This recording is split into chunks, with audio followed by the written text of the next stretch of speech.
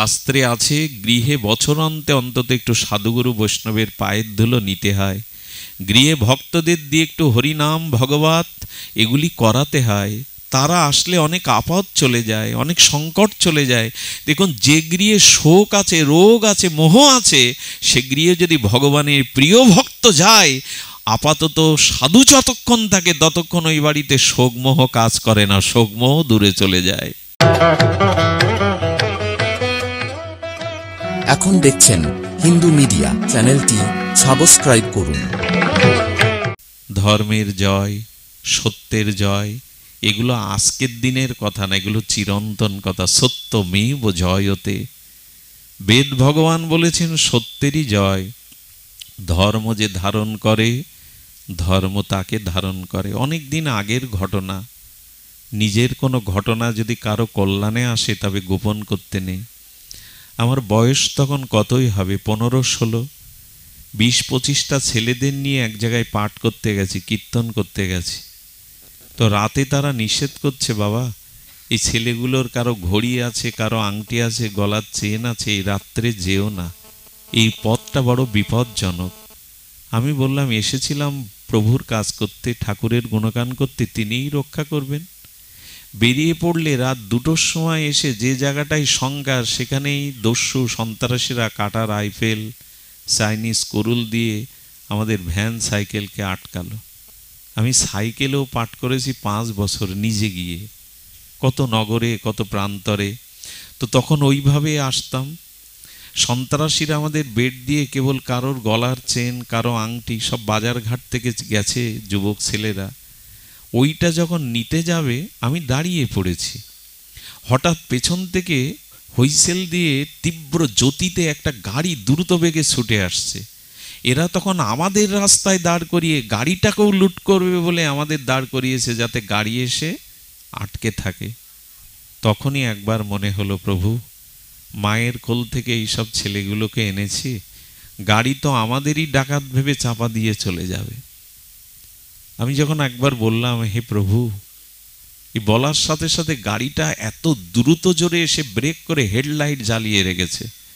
সন্ত্রাসীরা তখন গালি দিচ্ছে, অশ্লীল ভাষায় ওদের লাইট অফ করতে বলছে। যখন শুনছে না তখন ওর একটা ফায়ার করলো।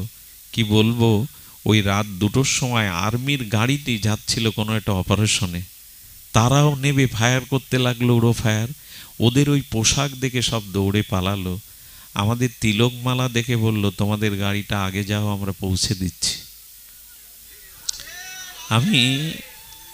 আমার মা বারান্দাতে পড়ে থাকে এখনো, মাকে গিয়ে বলছে আর হাউমাউ করে কাঁদছি, মা এতদিন পাঠে বলেছি ভগবানকে ধারণ করলে তিনি রক্ষা করেন, আজ ওটা দেখলাম, আজও হয় এটা। সূর্য বদলাবে না, জলের শীতলতা নষ্ট হবে না, যতই যুগ বদলাক। চিনির মিষ্টতা, নিমের তিক্ততা, এগুলো বদলায় না, এগুলো শাশ্বত। ঠিক তদুপরি ধর্মকে ধারণ করুন, বিপদের ভয়ে ধর্ম ত্যাগ করবেন না, বরঞ্চ বিপদ জেনেও সীতামায়ের মতো, আজ যদি সীতাহরণ না হতো, রাবণবধ হতো না, ধর্ম প্রতিষ্ঠা হতো না। এই জন্য বিপদের আশঙ্কায় ন্যায় নীতি, শাস্ত্র আজ্ঞা, ধর্মকে জলাঞ্জলি দেওয়া ঠিক হবে না। আমরা বলছিলাম আচরণ শুদ্ধতার কথা, মন শুদ্ধতার কথা, তবেই আনন্দ পাওয়া যাবে, তবেই ভক্তি পাওয়া যাবে। আর সব থেকে বড় হলো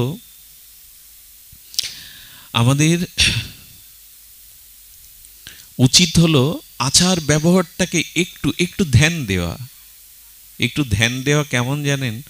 সকালে তো স্নান করার নিয়ম অনেকেই করেন, তো স্নান করে একটা বস্ত্র রাখেন, একটা থান বা কাপড়। আমি আপনার কাছে 10 মিনিট ভিক্ষা চেয়ে নেব, ওই 10 মিনিট একটু ঠাকুর দর্শনে যাওয়া।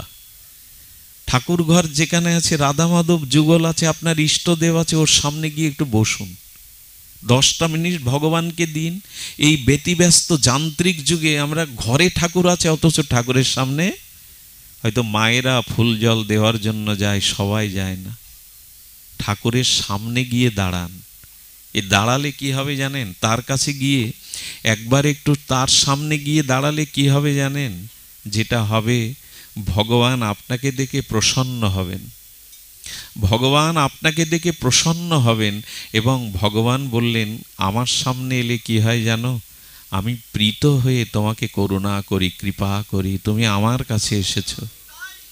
একটা জিনিস দেখবেন, ভগবানের স্বভাব এত নির্মল, ভগবানের স্বভাব এত কোমল, ভগবানের স্বভাব এত দয়ায় আর্দ্রতায় ভরা।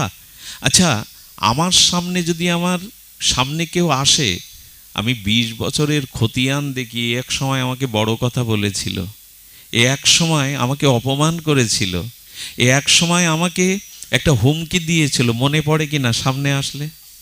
এবং এই মনে করে আমরা তাকে গ্রহণ করতে পারি না, অনেক সময় মেনে নিতে পারি না। কিন্তু ভগবানের করুণা কেমন জানেন?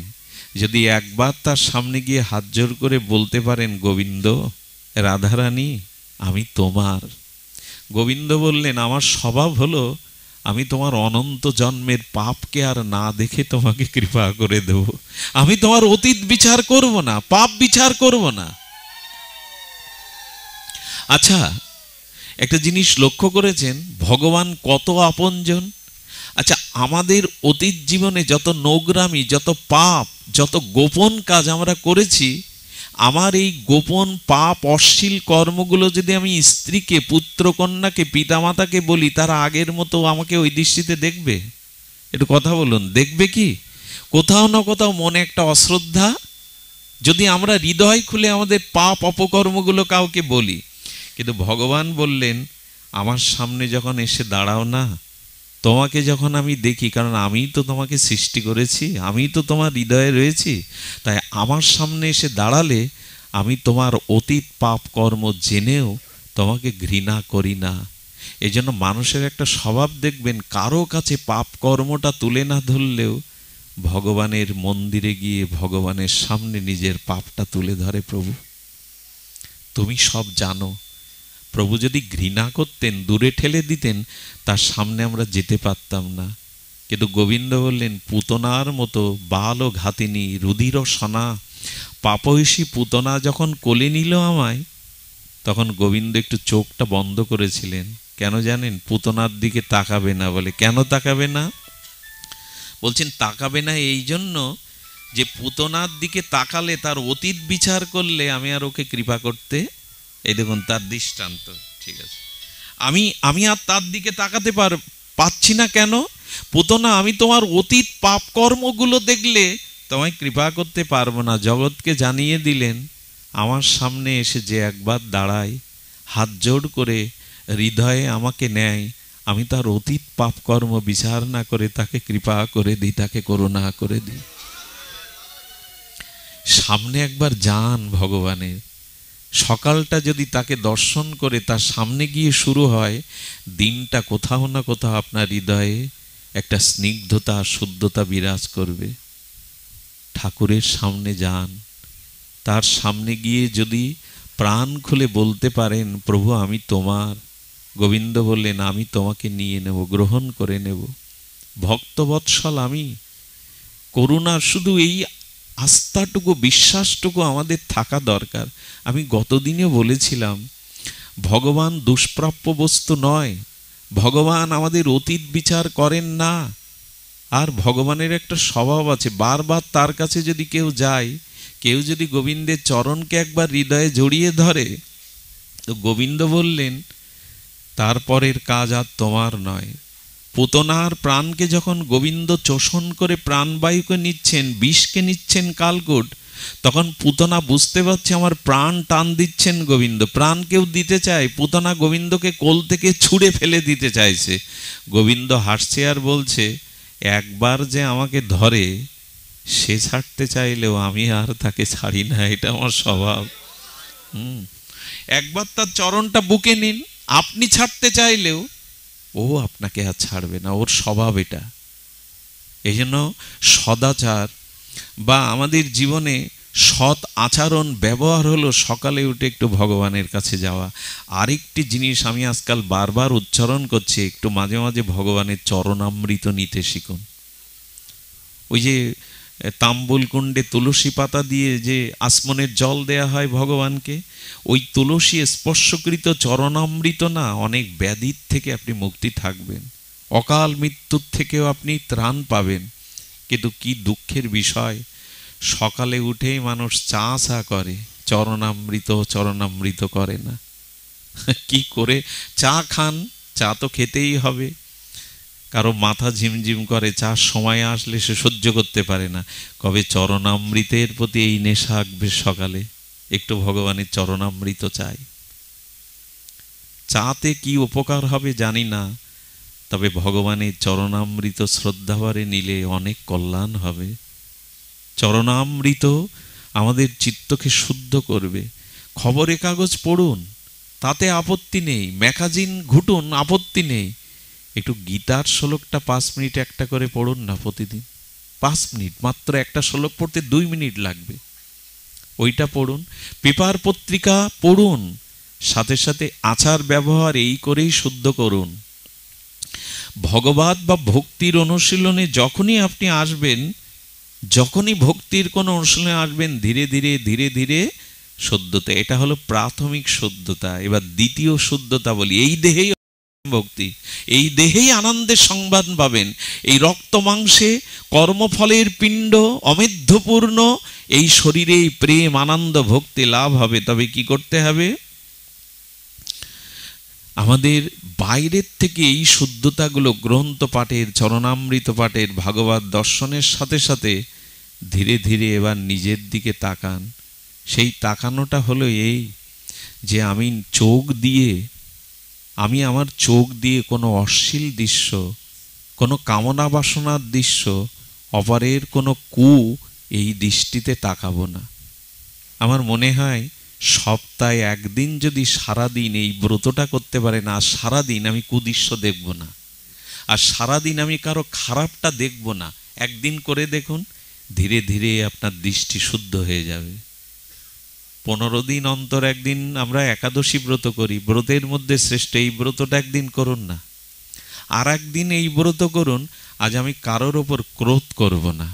এইসব ব্রতগুলো একদিন করুন না সপ্তাহে। মহাত্মা গান্ধী একটা ব্রত করতেন, সপ্তাহে একদিন মৌন থাকতেন, কারোর সাথে কথা বলতেন না। এগুলো থাকলে জীবনী শক্তিটা বাড়ে, নিজের ভিতরে চরিত্র শুদ্ধ হয়, যে আজ আমি কারোর প্রতি ক্রোধ করব না, আমি অশ্লীল বাক্য প্রয়োগ করব না, আর সারাদিন আমি কুদৃশ্যগুলো, আমাদের অপবিত্র দৃশ্যগুলো দেখব না। এইভাবে চোখের শুদ্ধি। আজ আমি কানে কোনো পরনিন্দা বিষয় কথা শুনব না। ধীরে ধীরে এভাবে চক্ষু কর্ণ নাসিকা থেকে শুদ্ধ করুন। না, আজকের দিনে বাইরের খাবার আমি খাবো না। আজকাল প্রায় মানুষ ঘরে খাওয়া ছেড়ে দিয়েছে। আরে ভাজাভুজি খেতে হয়, বাড়ি খাও। মাকে মায়ের হাতে করা, স্ত্রীরা কন্যার হাতে করা বাড়িতে করে পাও। ওই যে বাজার ঘাটে যে জিনিসগুলো তৈরি হয়, কত ধুলা বালি, কত কুকুর ওই দিকে তাকিয়ে আছে তার লোভ দৃষ্টি দিয়ে, কত মানুষ ওই দৃষ্টি আছে। বাজারের খাদ্য খাওয়া চায় আমাদের। এদিকে মন্দিরে গিয়ে ভগবানকে, আমার এত ব্যাধি কেন, আমার এত রোগ কেন, আমার এত শোক কেন?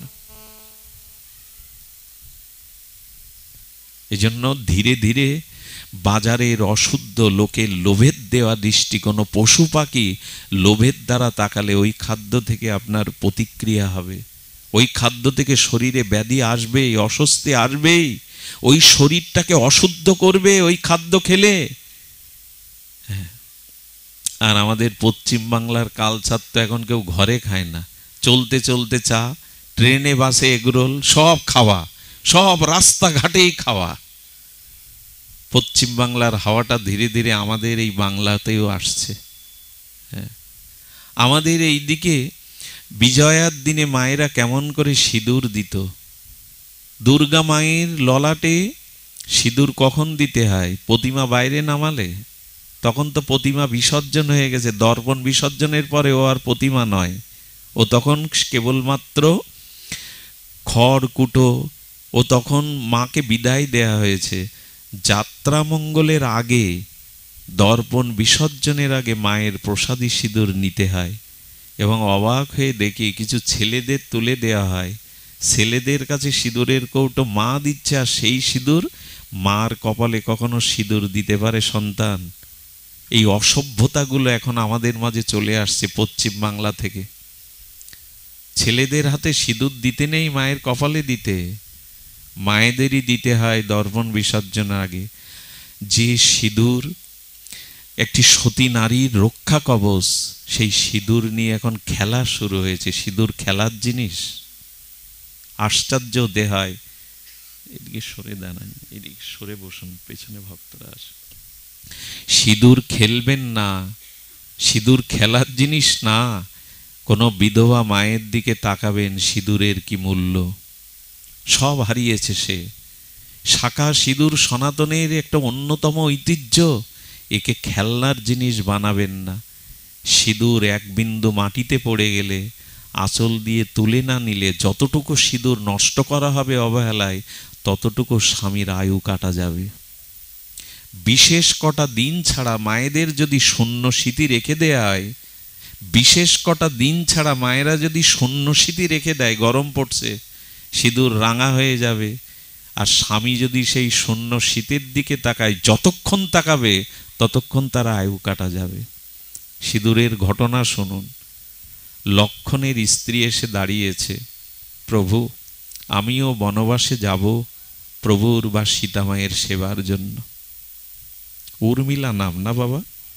লক্ষণ ঠাকুরের স্ত্রীর নাম উর্মিলা। উর্মিলা বললেন, আমি মা সীতাকে সেবা করার জন্য বনবাসে যাব। 14 বছরের উর্মিলাকে রেখে ঠাকুর লক্ষণ চলেছে। ঠাকুর বলছেন, না, তুমি গৃহে থাকো। একান্তে লক্ষণের চরণে প্রণাম করে উর্মিলা বলছে, 14টা বছর আমি কি করে কাটাবো? লক্ষণ বলছেন, তোমার সিঁদুরের কৌটাটা আনো। সিঁদুরটা লক্ষণ উর্মিলার সিঁথিতে পরিয়ে দিয়ে বলল, যখন সিঁদুর পরবে, সিঁদুরের মধ্যে আমার মুখখানা চিন্তা করবে, আমাকে দেখতে পাবে আমি কেমন আছি, কোথায় আছি। তোমার এই সিঁদুর যতদিন সিঁথিতে অক্ষয় থাকবে, আমাকে নিয়ে ভেবো না, যৌম আমাকে ছুঁতে পারবে না। মেয়েদের সিঁদুর পরার কয়েকটি নিয়ম আছে।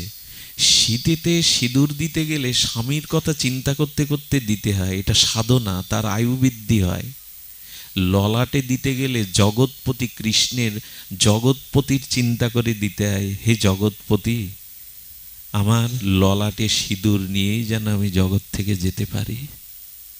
এই ভেবে সিঁদুর পরে তো মায়েরা আজকাল ড্রেসিং টেবিলের সামনে দাঁড়িয়ে সিঁদুর পড়ে যাচ্ছে, এভাবে না, আসনে বসে সিঁদুর নিতে হয়। ড্রেসিং টেবিলের সামনে নিন, কিন্তু স্মরণ রাখুন এই সিঁদুরটা স্বামীর দেওয়া, এটা জগৎপতির দেওয়া। শাখাতে একটু লাগাতে হয়, 5 জায়গায় সিঁদুর রাখতে হয় মায়েদের, সিঁথিতে, ললাটে, 2টো হাতের শাখাতে। আর আগেকার দিনে মায়েরা একটু সিঁদুর আঁচলে বেঁধে নিত। স্বামী যখন বাইরে যায় না, আজও উত্তর ভারতের মায়েরা সিঁদুরের ছোট্ট একটা কৌটা আঁচলে বেঁধে রাখে, তার আয়ু মনে করে। বাইরে যাওয়ার সময় ওটা হৃদয়ে ছুঁয়ে যায়, যাতে আয়ুটা আমার আঁচলে বাঁধা থাকে। যেদিন শক্তিশালে লক্ষণ ঠাকুর মূর্ছিত হয়ে যায়, হনুমান যেদিন গন্ধর্ব মাদন নিয়ে যায়, হনুমানকে বাণের দ্বারা ভরত নামিয়েছিল, সেদিন অযোধ্যায় হাহাকার পড়ে গেল। প্রথমে কৌশল্যার কাছে গিয়ে হনুমান বলছেন, মা, লক্ষণ ঠাকুর মূর্ছিত হয়ে পড়ে আছে, এই গন্ধর্ব মাদন নিয়ে গেলে প্রভুর ইচ্ছায় ঠাকুর লক্ষণ বাঁচবে। এই দেখুন আদর্শ চরিত্র কাকে বলে। কৌশল্যা বলল, শোন, রামকে গিয়ে বলিস রামের প্রতি আমার শ্রদ্ধা আজ থেকে কিছুটা কমে গেল। কেন মা? আমার প্রভুর প্রতি তোমার শ্রদ্ধা কমে গেল কেন? কৌশল্যা যে কথা বলেছিল সেটা বড় হৃদয় মর্মস্পর্শী কথা বলল। রামের মতো ভাই থাকতে, আস্তে, ঘন্টাটা আস্তে নাড়ুন, ঘন্টাটা আস্তে নাড়ুন, ওটা মনে মনে স্মরণ করে করুন। জয় শ্রী রাধে। পাঠের সময় অন্য ধ্বনি না করাই উচিত। কি করেছে? কৌশল্যা বলছেন, আমার রামের প্রতি শ্রদ্ধা কিছুটা কমে গেল। রামের মতো বড় ভাই থাকতে বুকে কেন রামের তীর বিধিনি, কেন লক্ষণের বুকে তীর পড়ল? রাম তার বুকে গিয়ে দিতে পারেনি। যে লক্ষণ তার ভাইকে ভগবান ভেবে চরণ সেবার জন্য রাজত্ব ত্যাগ করে চলে গেল, সেই বড় ভাইয়ের উচিত ছিল ওর বুকে তীর আসার আগে বুকটা পেতে দেওয়া। কৌশল্যা বলছে। আর শোনো হনুমান, এই দেখুন আদর্শ কাকে বলে। রাম তো কৌশল্যার গর্ভে এসছে, লক্ষণ তো কৌশল্যার ঘরে আর সুমিত্রার গর্ভে এসছে, কিন্তু বলছে কি শুনুন, হনুমান রামকে বলে দিও আমার লক্ষণ যদি অযোধ্যাতে ফিরে না আসে, রাম যেন অযোধ্যায় ফিরে না আসে। কৌশল্যার কথা। এই কথা সুমিত্রা মায়ের কানে গেল। সুমিত্রানন্দন লক্ষণের এই দশা দেখে সুমিত্রা ডেকে হনুমানকে গিয়ে বলছেন, হনুমান কৌশল্যা দিদি যা বলল হনুমানকে তা বলবে না, বরঞ্চ রামকে বলো। এগুলো কি কথা? রামকে বলো আমি সুমিত্রা বলেছি আমার লক্ষণ যদি মারাও যায় তার প্রভুর সেবার জন্য, রাম যেন ফিরে না আসে। আমার আর একটা পুত্র আছে শত্রুঘ্ন, আমি তাকে রামের সেবায় পাঠিয়ে দেব। এই ভালোবাসা সে যে সংসারে জায়ের মধ্যে এই ভালোবাসা যেখানে, সেখানে স্বর্গ ছাড়া কি থাকবে, আনন্দ ছাড়া কি থাকবে? আজকে উঠোন ঝাড় দেওয়ার সময় দুই যা ঝাড় দেয়, এর অংশটা ওর অংশটা মাঝখানে ধুলা পড়ে থাকে। এই আদর্শ আমাদের। সম্পর্ক না থাকতে পারে, উঠোনটা তো সকলের, ওইটাও পরিষ্কার করতে গিয়ে আজ ভাগ হয়ে গেছে, আমার অংশটা আমি, তোমার অংশটা। এই হলো আমাদের সংকীর্ণতা। সবার চোখে জল।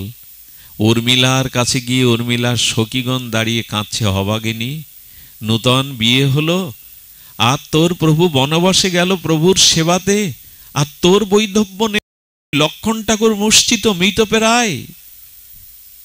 তখন সিঁদুর অঙ্কিত করছিলেন উর্মিলা। উর্মিলা তখন সখীদের বলছেন, তার সেবিকাদের বললেন, তোরা মিথ্যা শোক করছিস। আজ আমি সিঁদুর সিঁথি দিয়ে আমার প্রভুকে দেখলাম কি জানিস, প্রভু তার প্রভুর কোলে, আমার প্রভু তার প্রভুর কোলে আনন্দে ঘুমিয়ে আছে। আমার শীতের সিঁদুর যতদিন আছে, আমার কাছ থেকে জমেরও সাধ্য নয় আমার প্রভুকে কেড়ে নেওয়া। আমি আজ দেখেছি প্রভুর কোলে করে পরমানন্দে ঘুমিয়ে আছে, বিশ্রাম নিচ্ছে। আমার এই প্রসাদী সিঁদুর যতদিন আছে কেড়ে নেওয়ার ক্ষমতা নেই।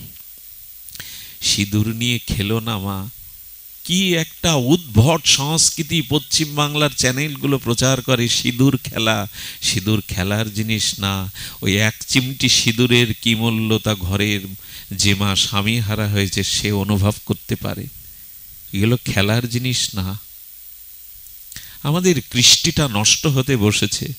আমরা আমাদের আচরণের কথা বলছিলাম, বারবার কিন্তু একটা শব্দ প্রয়োগ করতে নাই, তবু করছি। যতদিন আচার ব্যবহার শুদ্ধ না হবে ততদিন ভক্তি হবে না, ততদিন আনন্দ পাওয়া যাবে না, ততদিন আনন্দ পাওয়া যাবে না।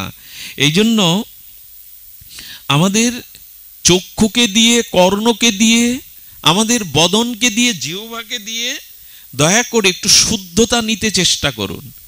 ইন্দ্রগুলি যদি শুদ্ধ কিছু নিতে থাকে, তখন ধীরে ধীরে আপনার এই রিপু সংযত হলে, রিপুগুলো শুদ্ধ হলে ধীরে ধীরে আপনাদের মধ্যে শুদ্ধতা আসবে। আরেকটি জিনিস হলো, আমরা ট্যাক্স দেই সরকারকে, নিজের অনেক কিছু অপকর্ম ঢাকতে গিয়ে প্রশাসন অনেক কিছুকে টাকা পয়সা দিয়ে দিই, কিন্তু সৎ কাজে টাকা আমরা কজন ব্যয় করি? ট্যাক্সে কত টাকা দিতে হয় ব্যবসায়ীদের, সরকারকে কত টাকা এমনিই বা দিতে হয়, চাঁদা অমুক তমুক। ভগবানের জন্য বলুন তো, সারা বছরে ভক্ত ভগবানের জন্য, সৎ মহতের সেবার জন্য কত টাকা ব্যয় করেন? টাকা কিন্তু শুদ্ধ করতে হয়। আয়ের একটা অংশ যদি সৎ কাজে, সমাজের মঙ্গলে ব্যয় না করেন, ওই অর্থ কিন্তু অভিশাপ হয়ে দেখা দেবে। অর্থের একটা সৎউপযোগ করতে হয়। বিগ্রহ সেবায়, ভগবত সেবায়, বৈষ্ণব সেবায়, সমাজের কোনো মঙ্গল কাজে এই অর্থ নিয়োগ করুন।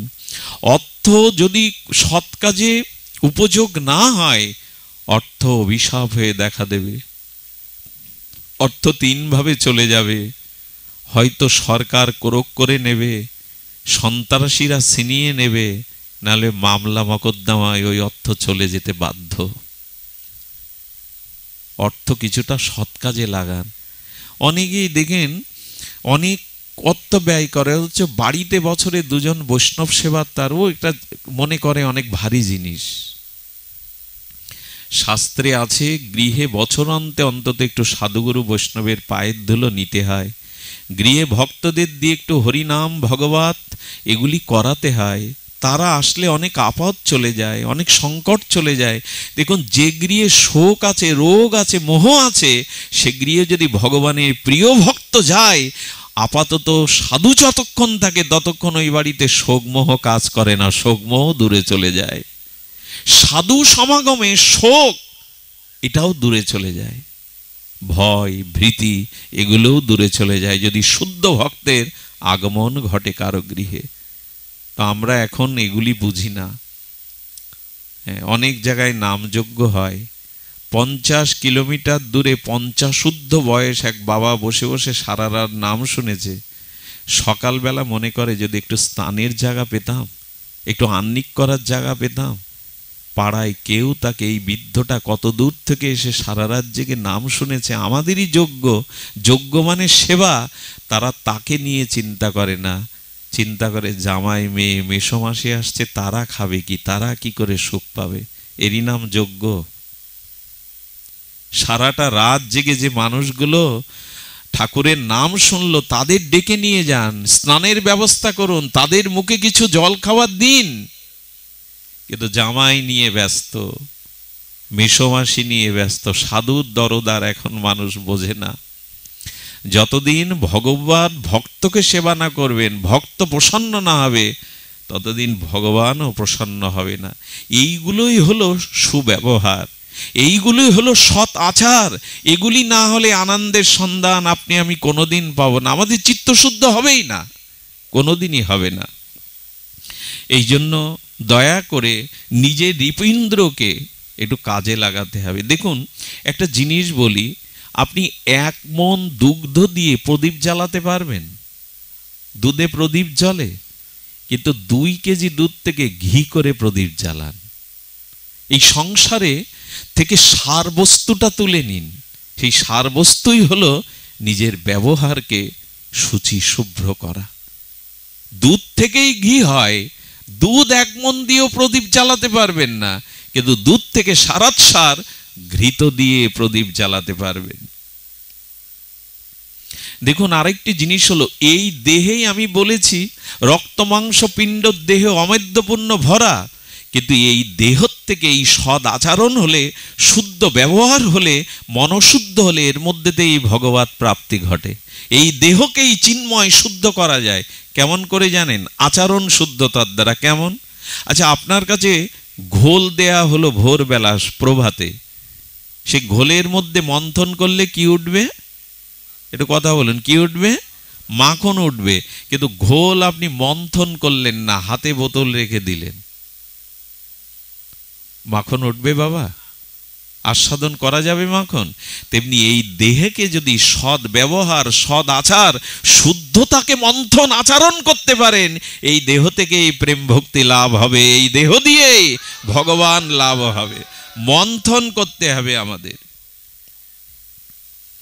মন্থন করতে হবে। ভক্তিতে এমন হয়ে যায় যে ভক্তিতে বিপদটাকেও, আচ্ছা ভক্তিতে কি হয়? আচরণ শুদ্ধ হলে কি হয়? আমি গতকাল বলছিলাম, রানা বিষ পাঠিয়েছে মীরার কাছে যাতে বিষ খেয়ে সে মরে, কিন্তু বিষ বললে তো কেউ খাবে না। তাই মীরা তার সেবকদের মীরার কাছে পাঠানোর আগে রানা বলেছে, গিয়ে বলবে জগন্নাথের চরণামৃত। মীরা যখন জগন্নাথের চরণামৃত মনে করে বিষ খেতে যাবে, তার এক সেবিকা বলছেন, মীরা চরণামৃত এত কালো হয়, ওটা কালকুট বিষ। মীরা বোকা না, মীরা বলছেন আমি জানি, দেখ ওটা যে কালকুট বিষ আমি জানি, তো জেনে শুনে বিষ পান করবি? মীরা তখন বললেন, 24 ঘন্টা যে আমাকে হত্যার চেষ্টা করে সে আমার কাছে চরণামৃত পাঠায়? যে ভগবানকেই মানে না, সে চরণামৃত উচ্চারণ করে। তবে ওর মতো ভগবৎ বিমুখ ব্যক্তির মুখে যখন চরণামৃত উচ্চারণ হয়েছে, ও যখন বিষকে চরণামৃত বলেছে, আমি কেন চরণামৃত মনে করব না? এই বিশ্বাসে যখন চরণামৃত মনে করলেন, গোবিন্দই ওর মধ্যে এসে বললেন তার গিরিধারী লাল। সাপের বিষ তো ওষুধ তৈরি করা যায়, যায় না? এই জন্য সাপের বিষের এত দাম, সোনার থেকে দাম। তো বিজ্ঞানীরা, গবেষকরা যদি সাপের বিষ থেকে ঔষধ তৈরি করতে পারে, প্রেম ভক্তি বিশ্বাসে মীরার বিষ চরণামৃত হবে না কেন? তবে সাবধান, আপনি যেন এই লীলা অনুকরণ করতে যাবেন না। আপনি আমি এই করতে গেলেই কিন্তু ডাক্তারে কাজ হবে না। ওই বিশ্বাস, ওই শুদ্ধতা এখনো আমাদের অর্জন হয়নি। হ্যাঁ, বৃন্দাবনে এক বাবাজির কথা মনে পড়ল। এরা কি চরিত্র জানি না, কিভাবে ভগবানকে, রাধারানীকে সর্বস্ব অর্পণ করেছেন। অনুরাগে বসে বসে জপ করেন, আর সন্ধ্যার আধার নামে ওই জপ থেকে বাইরে এসে একটা বড় খাল আছে, সেই খালটা পার হয়ে এপারে ব্রজবাসীদের দুয়ারে গিয়ে দুটো রুটি সবজি মাদুকরি করে এনে পান। কি বলবো আপনাদের, একদিন ওই খাল পেরিয়ে যেতে যেতেই, আর ব্রজের যেসব সাপ আমার ভাগ্য হয়েছে দেখার, সে দেখলেই আমি তো ভয়ে ভীত সন্ত্রস্ত হয়ে যাই। বড় বড় সর্প, বিষাক্ত। বাবাজির পায়ে দংশন করেছে। যেই দংশন করেছে, পাটা ফুলে গেল সাথে সাথে। আচ্ছা, ডাক্তারের কাছে যাবে না উনি বিষ নিষ্ক্রিয় করার জন্য যাবে না? উনি কুটিরে ফিরে এসে মালা জপ করে হাতে বলছেন, তুমি তোমার কাজ করো, আমি আমার কাজ করি। আমি আর কার কাছে যাব? রাধারানীর চরণেই তো সব বিকিয়ে দিয়েছি। আর রাধারানীকে বলছেন না, রাধারানীকে একদমও বলছেন না, তুমি তোমার কাজ করো। খবরদার, এই লীলা আপনি আবার করতে যাবেন না। তুমি তোমার কাজ করো, আমি আমার কাজ করো, ও আমাদের মানাবে না। ওরা সর্বস্ব ভগবানকে দিয়ে দিয়েছে। বিষ কি হয়েছে জানেন? পাটা ফুলতে ফুলতে 2 দিনে বিষ মাথায় উঠে গেছে, চোখটা জাল পড়ে গেছে। ওনার এক বান্ধব ছিল, তিনিও সারাদিন বসে বসে রাধারানীর চরণ চিন্তা, হরিনামে রত থাকতেন। সন্ধ্যাবেলায় 2 বন্ধু একবার দেখে যেত দুইজনকে। বললো, কালও এলো না, কি হয়েছে? সন্ধ্যার আধার হতে হতেই বন্ধু খাল পার হয়ে এসে দেখে সমস্ত পা ফোলা, চোখ টোকগুলো যেন জাল পড়ে গেছিল। ইশারায় বললেন, সর্পদংশন করেছে। তো কোনো উপায় করনি? বললেন, উপায় কি করব? যার চরণে সব সঁপে দিয়েছি, এটা যদি প্রারব্ধ থাকে তিনি চরণে নিয়ে নেন তো নেবেন, আমার কি করার আছে? যেই বলল বিষ আর থাকবে না। যাকে কামড়েছে সে বলছে বিষ আর থাকবে না। কেন জানো? আমি যে তোমার মতো সাধুকে দর্শন করেছি। বলেই লুটিয়ে পড়ে ওনার পাদ ধুলোটা উনি মাথায় নিয়ে নিলেন। যেই নিয়ে নিলেন, গল্প শোনাতেও আসিনি এখানে, সঙ্গে সঙ্গে বিষ নেমে গেল। এদের আস্থা, এদের বিশ্বাস, রাধারানীর চরণে সমর্পণ, এরা ওই জগতের। ওটা আপনার আমার অনুকরণীয় নয়। খবরদার, এইসব অনুকরণ করতে যাবেন না। এগুলো অনুকরণ, দেখুন, রাম ভগবান লক্ষণের শক্তিশালের জন্য সুসেন বৈদ্যকে ডেকে বিশল্যকরণী হনুমানের দ্বারা ঔষধ আনতে পাঠালেন। রাম যদি এটা না করতেন, তাহলে ওই রামের দোহাই দিয়ে আমরাও ভাই ওইখানে পড়ে থাকলে বলতাম ওষুধের দরকার নেই, রাম রাম করো। কিন্তু ভগবান, তিনি বুদ্ধি সত্তম, তিনি জ্ঞানের প্রকাশ, তিনি জানিয়ে গেলেন মানুষের চেষ্টা করতে হবে। কিন্তু এদের চরিত্র বড় আলাদা। মীরাকে দংশনের জন্য তো সর্প দেয়া হলো, যে সর্পকে মালা ভেবে ফুলের ডালিতে তুলতে যাবে, সবল খেয়ে মরবে। রানার উদ্দেশ্য এই। ভগবান দেখলেন যে সর্বস্ব সঁপে দিয়েছে, জগৎময় তার গিরিধারীকে ছাড়া দেখে না, সাপ ধরতে গিয়ে মীরা মালাই ধরল। কি হয় না বলুন তো? ভেতরে শুদ্ধতা এলে, ভেতরে প্রেম ভক্তি এলে। আমার একটা জিনিস বলি, খুব সাধারণ কথা, আমার মনে হয় আপনাদের কথাটা অত্যৌক্তিক মনে হবে না। 100 বছর আগে ফিরে যান, এত ঔষধপত্র ছিল না, কিন্তু অনেক প্রাচীন যারা সৎ কথা বলতো, সৎ চরিত্র নিয়ে বাস করত, এত শাস্ত্র ঘাটাঘাটি, এত বক্তব্য, এত পাঠ কীর্তন ছিল না।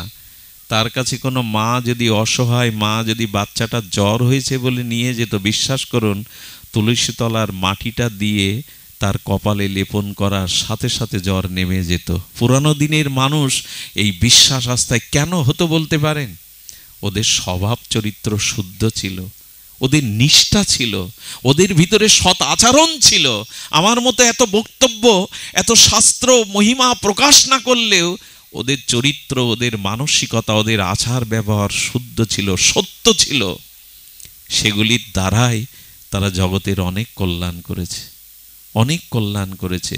তাই বারবার যে কথাটি বলতে এসছি, জীবনে কৃপা করে শুদ্ধ আচরণশীল হন, তাহলেই আনন্দ, তাহলেই ভক্তিটা আমাদের আসবে। সুধীবৃন্দ, একটি ঘটনা মনে করে দিই। আহার হর্ষ আমিষায় আমরা মিথ্যা, ছলনা, কপটতার আশ্রয় নিচ্ছি। আজ দুপুরে আমারই খুব শ্রদ্ধেয় একজন মা বলছিলেন, বাবা, মানুষের মধ্যে যদি কপটতা না থাকতো সে অতি শীঘ্রই কল্যাণ লাভ করতে পারত, ভগবান পেতে পারত। কথাটা আমাকে অনেকক্ষণ ভাবিয়েছিল। সত্যই তো, কপটতাটি কপট বন্ধ করে দেয়। দরজা যদি ভেতর থেকে খিল দিয়ে দেন, বাইরে থেকে আর কেউ ঢুকতে পারে না। গোবিন্দ বলছেন, যার হৃদয়ে কপটতা আছে তার হৃদয়ে আমি ঢুকতে চেষ্টা করলেও পারি না। তো কপট বন্ধ করা। সরল না হলে কি ভগবান পাওয়া যায়? সুন্দর হৃদয় না হলে কি ভগবান পাওয়া যায়? যাবদি ছল, ছাতুরি, কপটতা, মিথ্যা, লোক ঠকানো, কুব্যবহার, কাম, ক্রোধ হৃদয়ে ভরা, তো আমাদের চরিত্র কি করে আনন্দিত হবে? আমাদের মন কি করে শুদ্ধ হবে? আপনাদের মনে আছে মহাভারত একটা দৃষ্টান্ত দিয়েছে। যুধিষ্ঠির মহারাজ শ্রীকৃষ্ণের বলা একটা মিথ্যা কথা বলতে হলো, তাই না? একটা মিথ্যা কথা বলতে হলো না? অশ্বত্থামা হত ইতি। আচ্ছা, কথাটা কে বলতে বলছেন? যুদ্ধক্ষেত্রে ন্যায় নীতি চলে না, যুদ্ধক্ষেত্রে শত্রুকে যেভাবে হোক পরাভূত করতে হবে। হাতে বন্দুক নিয়ে নীতি ধর্ম আওড়াবেন? শত্রুকে পরাজয় করে দেশ রক্ষা করুন, ধর্মকে রক্ষা করুন। যুদ্ধে ন্যায় নীতির সবসময় নিয়ম নীতি থাকে না। যুধিষ্ঠির মহারাজকে বললেন, এই ছাড়া গুরু দ্রোণাচার্যকে বধ করা? আমি বলছি তুমি মিথ্যা বলো।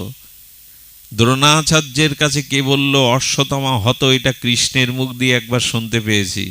অশ্বত্থামা হেসে বললেন, কৃষ্ণ, দ্রোণাচার্য হেসে বললেন, কৃষ্ণ ভগবানে আমি জানি, কিন্তু আমি ভগবানের কথাও বিশ্বাস করি না, একজনকে বিশ্বাস করি, যদি যুধিষ্ঠির কথাটা বলে। চিন্তা করতে পারে একজন সত্যবাদী মানুষের মহিমা কত উচ্চতায়। দ্রোণাচার্যকে যদি প্রশ্ন করেন, তো কৃষ্ণের কথায় আপনি সত্য মনে করতে পারছেন না, যুধিষ্ঠিরের কথায় কেন? তো বললেন, কৃষ্ণ অনেকবার প্রতিজ্ঞা করেও রাখতে পারেনি। এই কুরুক্ষেত্রে যুদ্ধ করবে না বলল, অথচ সে অস্ত্র ধরল। ভগবান ও ভক্তের জন্য তার সত্যতা মাঝে মাঝে রক্ষা করতে পারেন না, কিন্তু যুধিষ্ঠির জীবন গেলেও মিথ্যা বলবেন না, এই বিশ্বাস দ্রোণাচার্যের ছিল। কিন্তু যেদিন ভগবানের কৌশলে একটা মাত্র ভগবানের বলা মিথ্যা বলল, মহাভারতে ব্যাসদেব প্রমাণ দিয়ে গেলেন, সেই যুধিষ্ঠিরেরও সশরীরে মহাপ্রস্থানের পথে নরক দেখতে হয়েছিল। চিন্তা করতে পারেন? মহাভারত সতর্ক করছে, এই দেখো, এত বড় স্বচ্ছ চরিত্র, এত বড় সত্যবাদী, ন্যায়নিষ্ঠ। সত্যবাদী কেমন জানেন? ধর্ম যক্ষরূপে যখন সরোবরে চারটি প্রশ্নের উদ্দেশ্যে প্রশ্নের উত্তর না দিতে পারলে জল পান করলে মারা যাবে, ভীম, অর্জুন, নকুল, সহদেব মরে পড়ে আছে। যুধিষ্ঠির মহারাজ গেছেন, ধর্মরূপী বক সেখানে বলছেন, চারটে প্রশ্নের উত্তর না দিলে তুমি এই জল পান করলে মারা যাবে। বললেন, আমার ভাইরা কি এই প্রশ্নের উত্তর না দিয়ে মারা গেছে? বললো, হ্যাঁ। তুমি যদি প্রশ্নের যথাযথ উত্তর দিতে পারো, তোমার 4 ভাইয়ের মধ্যে 2 ভাই বেঁচে যাবে। আপনারা জানেন সেখানে বলা হয়েছিল যে সুখীকে, তাই না, জগতে আশ্চর্য কি, ইত্যাদি ইত্যাদি প্রশ্ন বলার পরে যখন সদুত্তর দিলেন, তখন বললেন, 2 ভাইকে তুমি ফেরত পাবে, চেয়ে নাও। আচ্ছা, কাকে চাইবে যুধিষ্ঠির? এই দেখুন কত বড় ন্যায় নীতি পরায়ণ। ভীম আর অর্জুন হলেন কুন্তির গর্ভের পুত্র, আপন সহোদর ভাই যুধিষ্ঠিরের। আর সৎ মা মাদ্রির গর্ভে এসেছিলেন নকুলার সহদেব। ওরা হলো সৎমার পুত্র। আর ধর্মরূপী বক বলছেন তুমি একজনকে ফেরত পাবে, একজনকে ফেরত পাবে, চেয়ে নাও কোন ভাইকে চাও। যুধিষ্ঠির এক বাক্যে বলল আমার মাদ্রিমায়ের নকুলকেই ফিরিয়ে দিন। যক্ষ তখন বলছে নিজের ভাই বিশ্ববিজয়ী অর্জুনকে ভীমকে চাইলে না? বলে আমার মায়ের তো আমি বেঁচে আছি, আমার মাদ্রিমায়ের যে কোনো সন্তান বেঁচে নেই। এই হলো চরিত্র শুদ্ধতা, এই হলো সদ আচরণ। কি বিচার দেখুন, আমার মায়ের তো আমি বেঁচে আছি, আমার মাদ্রিমায়ের দুটি সন্তানই তো শুয়ে আছে, একটাকে ফিরিয়ে দিন।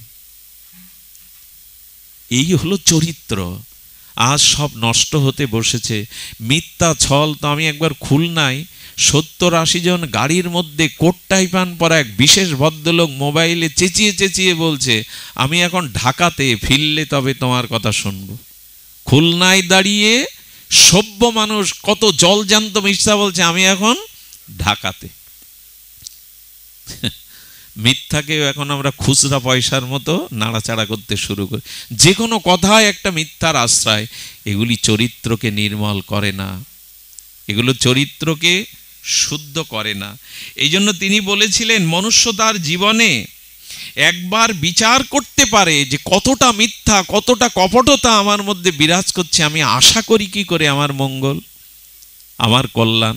তাই আপনাদের কাছে নিবেদন করি, আজ মনে করেছিলাম বড় ক্লান্ত, হরিকথা অল্প বলেই পাঠ বিশ্রাম দেব, তবু আপনাদের সামনে দেখলে, আপনাদের মতো ভক্তকে দেখলে মনটা হরিকথা থেকে নামতে চায় না, সব ক্লান্তি যেন কোথায় চলে যায়। তবু বলবো আসুন আমরা আজ থেকে এখান থেকে একটা সংকল্প করি, একটা সদ আচরণ কাল থেকে আমি প্রতিপালন করব। একটা অন্তত ভগবৎ সান্নিধ্যের কোনো আচরণ আমার জীবনে ফিরে আসুক। একটি ভাগবত আসর থেকে একজন প্রবক্তা শাস্ত্রের, ভাগবতের, গীতার একটা তত্ত্ব উপদেশও যদি আমরা গ্রহণ করতে পারি, একটি ধর্ম উপদেশ মানুষের চরিত্রকে বদলে দিতে পারে।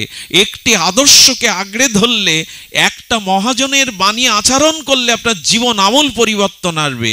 একটা উপদেশ পালন করুন, একটা, বহু আমরা পারবো না।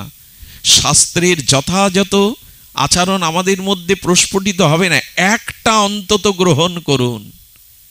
দয়া করে, কৃপা করে একটা সদাচার, একটি সদ আচরণ, একটি ভজন অন্তত আপনি দয়া করে গ্রহণ করুন।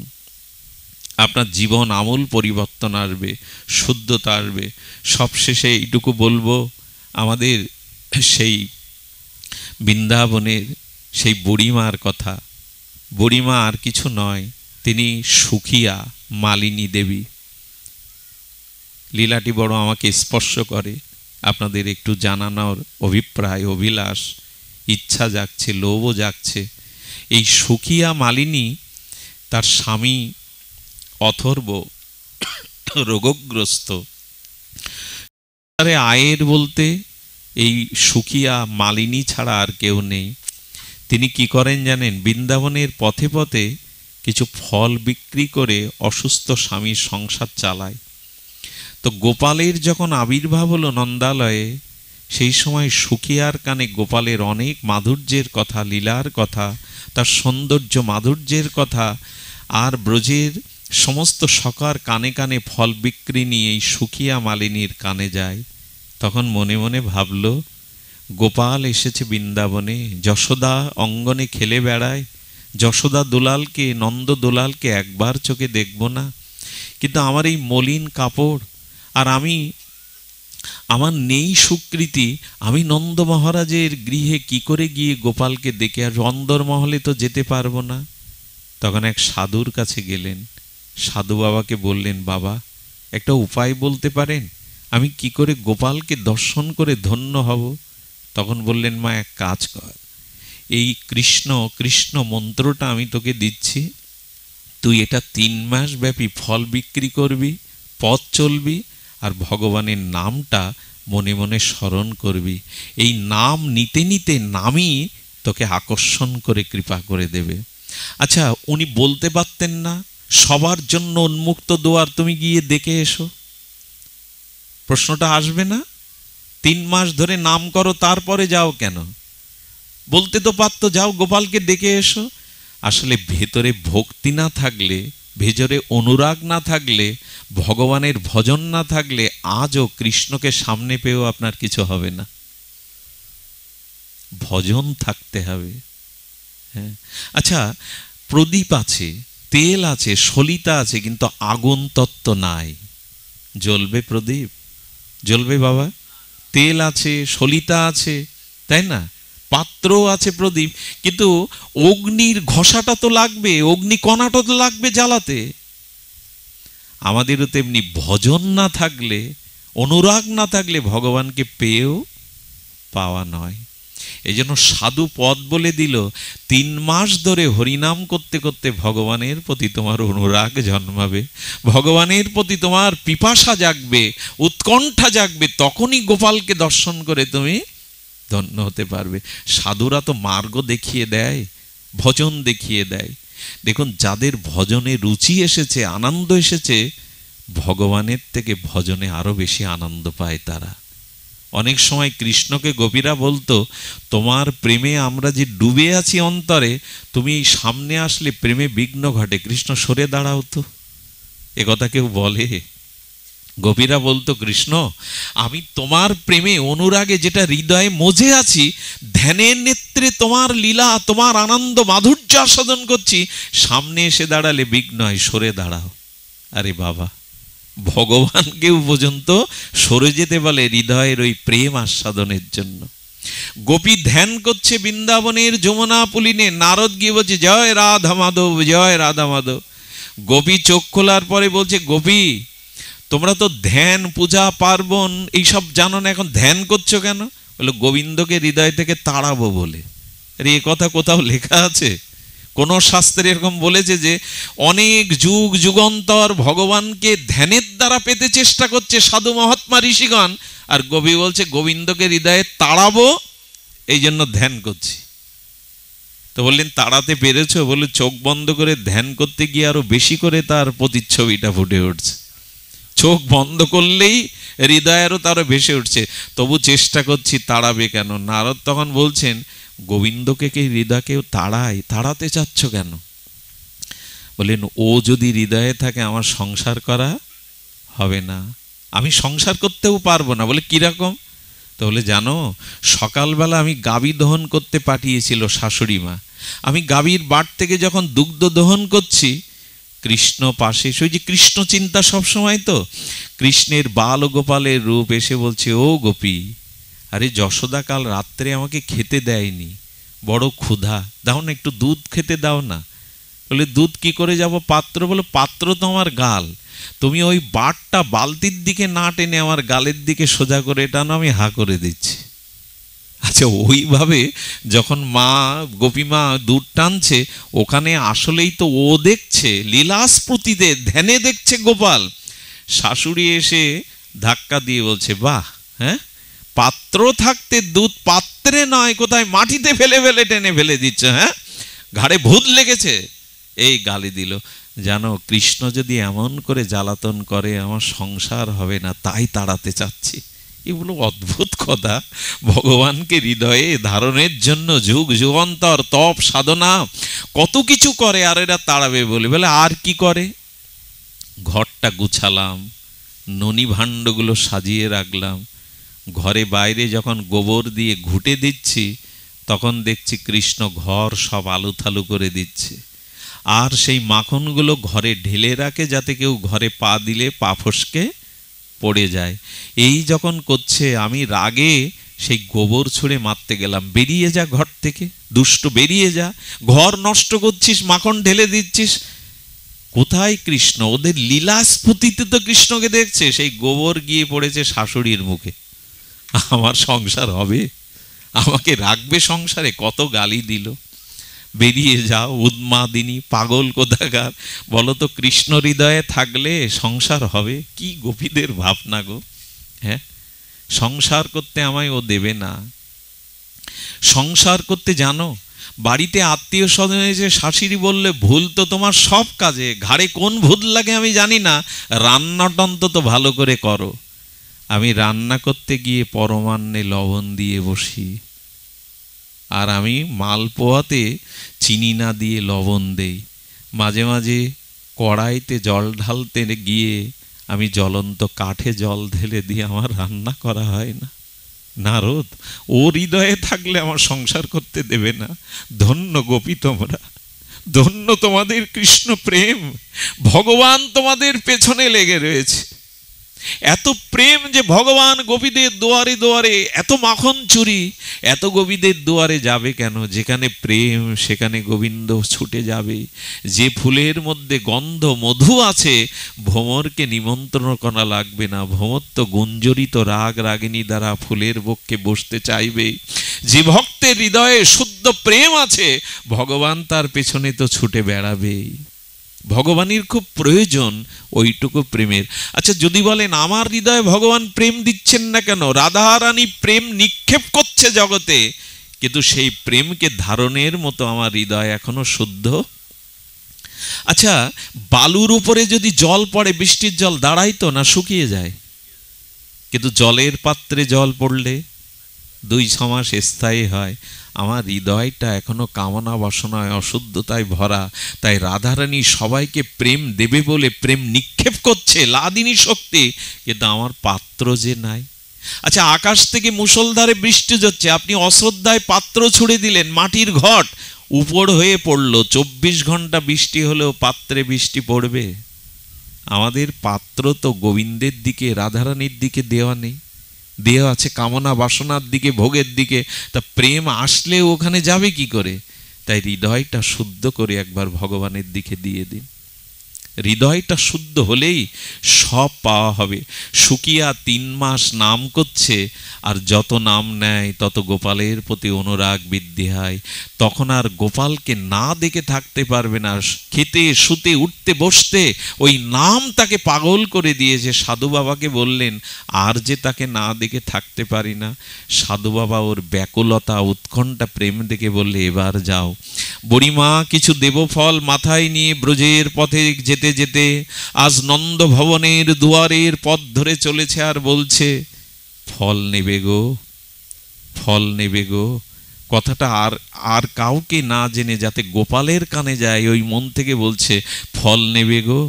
গোপালও সেদিন মাকে সরিয়ে দিয়ে, যোগমায়ার দ্বারা খেলার সাথীদের সরিয়ে দিয়ে, ছোট ছোট পায়ে ছোট্ট বাল গোপাল, এক দিব্য জ্যোতিপুঞ্জ চিন্ময় গোপাল এসে বুড়িমার সামনে এসে আঁচল ধরে টানছেন, ও বুড়িমা। যেই ও বুড়িমা বলেছে, পেছনে ফিরে তাকে বলছেন, বুড়িমা আমায় একটা ফল দাও না। গোবিন্দ বলেন, এই দেখো সাধুর আদেশে নাম আর আমার ভাবনা ভাবতে ভাবতে তার হৃদয় এত শুদ্ধ, এত প্রেম এসে গেছে, এখন গোবিন্দই পেছন থেকে তাকে ডাকছে, ও বুড়িমা।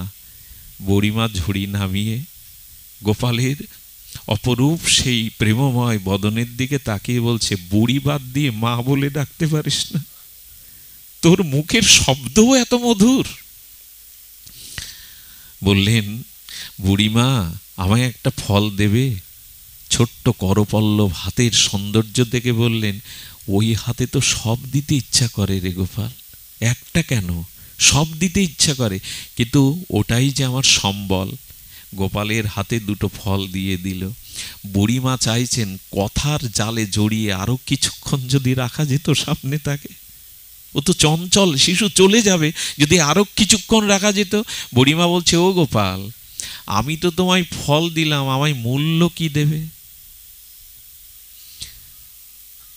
তখন বলছেন, গোপাল তখন বলছেন, বুড়িমা মূল্য কাকে বলে তা তো আমি জানি না।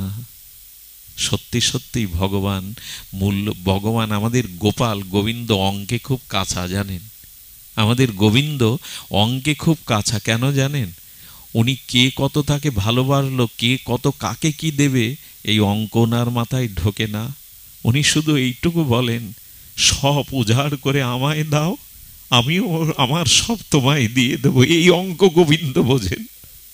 তুমি তোমার দেহ মন আমায় দাও, আমিও আমার সবটুকু তোমায় দিয়ে দেব। ভগবান গুণ ভাগ বোঝেন না, অতি সরল ভগবান। এই জন্য উনি বললেন, আমি মূল্য বুঝি না। বুড়িমা মূল্য কি? বুড়িমা বললেন, কারো কিছু নিতে গেলে তাকে কিছু, ও আচ্ছা, তো তুমি মূল্য চাইছো কেন? ব্রজের কেউ তো আমাকে সব দেয়, ননি দেয়, মাখন দেয়, আমাকে নাড়ু দেয়, কেউ তো আমার কাছে মূল্য চায় না, তুমি চাইছো কেন? বুড়িমা তখন ঠকে গিয়ে বললেন, সত্যি সত্যি তোকে কিছু দিয়ে তো মূল্য চেতে নেই, ভগবানকে ভালোবাসাটা দিন, বিনিময় আমার টাকা চাই, ছেলের চাকরি চাই, এসব জানাবেন না। উনি আপনার ভালোটা বোঝেন, ভালো বোঝেন বলে মার গর্বে আমি আগের থেকে মায়ের স্তনে দুধ দিয়ে দিয়েছি। উনি কম বোঝেন? আমার কি দরকার? মায়ের দুগ্ধটা রক্তের মধ্যে 6 মাস 3 মাস আগে দিয়ে দিয়েছেন, উনি বোঝেন না আমার কি প্রয়োজন? ভগবানের কাছে ভালোবাসা দিয়ে কিছু চাইতে যাবেন না, বিনিময় মূল্য দিয়ে কিছু, ভগবানকে ভালোবাসতে হবে নিঃস্বার্থভাবে। বুড়িমা বলল, আমি ঠকে গেছি গোপাল, সবাই তোকে নিঃস্বার্থভাবে দেয়, আমি কেন মূল্য চাইলাম?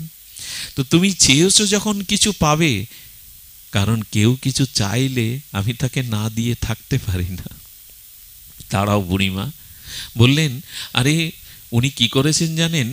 যশোদা কিছুটা ধান শুকাতে দিয়েছিল, আর ওইখানে গোপালকে বসিয়েছিল ওই লাঠি নিয়ে পাখি তাড়াবি।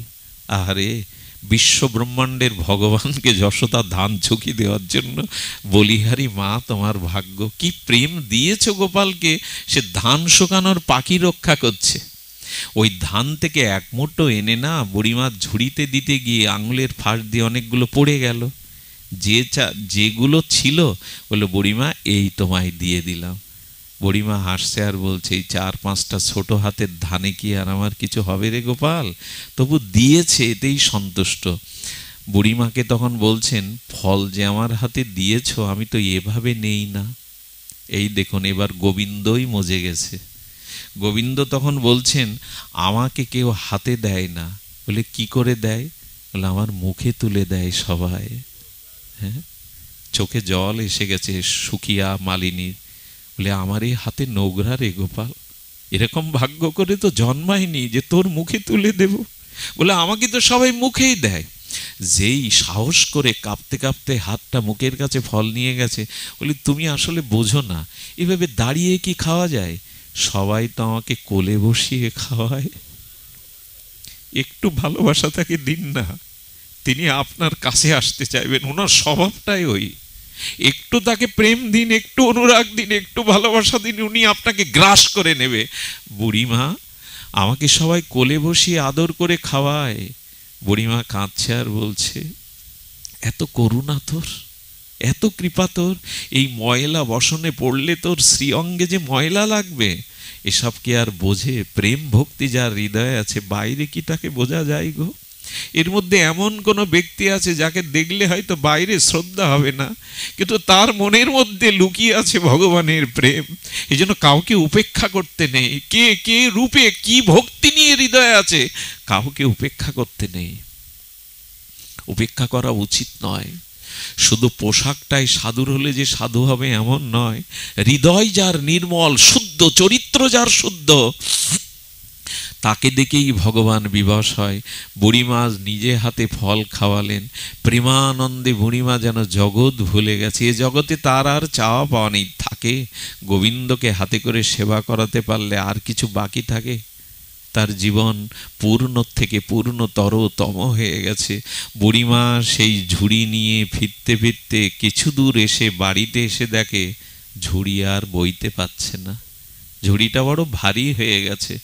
বুড়িমা ঝুড়িয়ে রাবিয়ে দেখল প্রাণগোপাল প্রাণধন গোবিন্দ হাতে করে যে কটা ধান দিয়েছিল ওগুলো ধান নয়, ঝুড়ি ভর্তি মোহরে রূপান্তরিত হয়ে গেছে।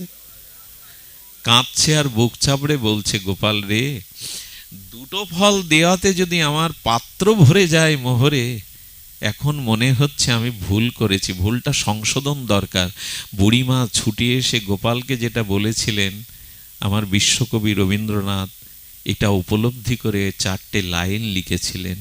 বুড়িমার কণ্ঠেই শুনুন রবীন্দ্রনাথের অনুভূতিতে, দিলেম যা রাজ ভিখারি রে।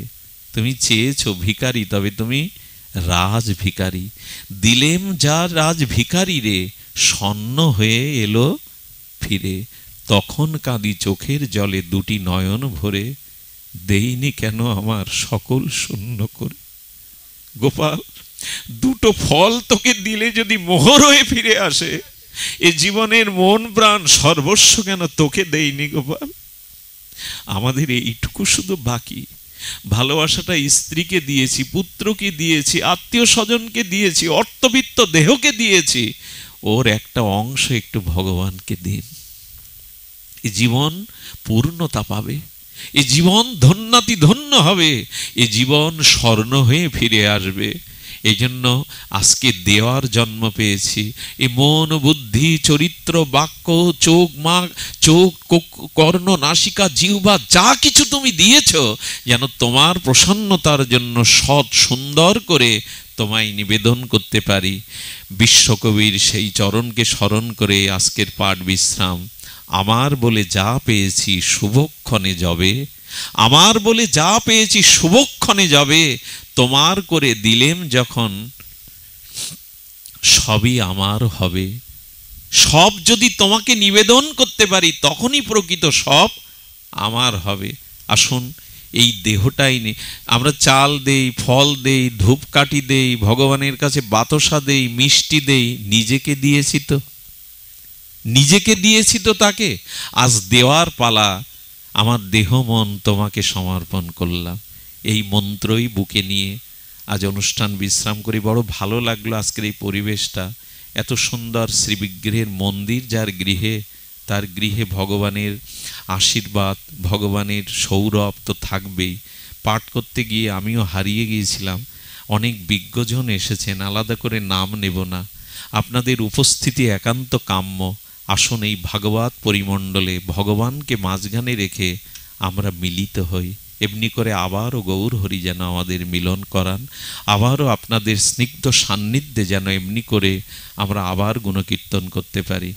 আমার সাথে আজ দুটো দিন ধরে আমাদের পার্থদা, তিনি আমাদের গৌতম দা, মাতা ঠাকুরানী, তারা যেভাবে এসেছে তাদের প্রতি আশীর্বাদ করবেন, ভবিষ্যৎ জীবন যেন তারা ভক্তিপথে এগিয়ে যেতে পারে। আজ এখানেই ভাগবত পূর্ণ বিশ্রাম। শ্রীগুরু প্রেমানন্দে গৌর হরি বল, জয় শ্রী রাধে। সকলে প্রসাদ পেয়ে যাবেন। আর আমাদের মরুদা, গোপালগঞ্জের সংকীর্তন আনাদা, তাদের বলবো একটু উঠে দাঁড়িয়ে যদি কীর্তনটা হয় ভালো হয়, উঠে দাঁড়িয়ে একটু সংকীর্তনটা করুন। জয় শ্রী রাধে।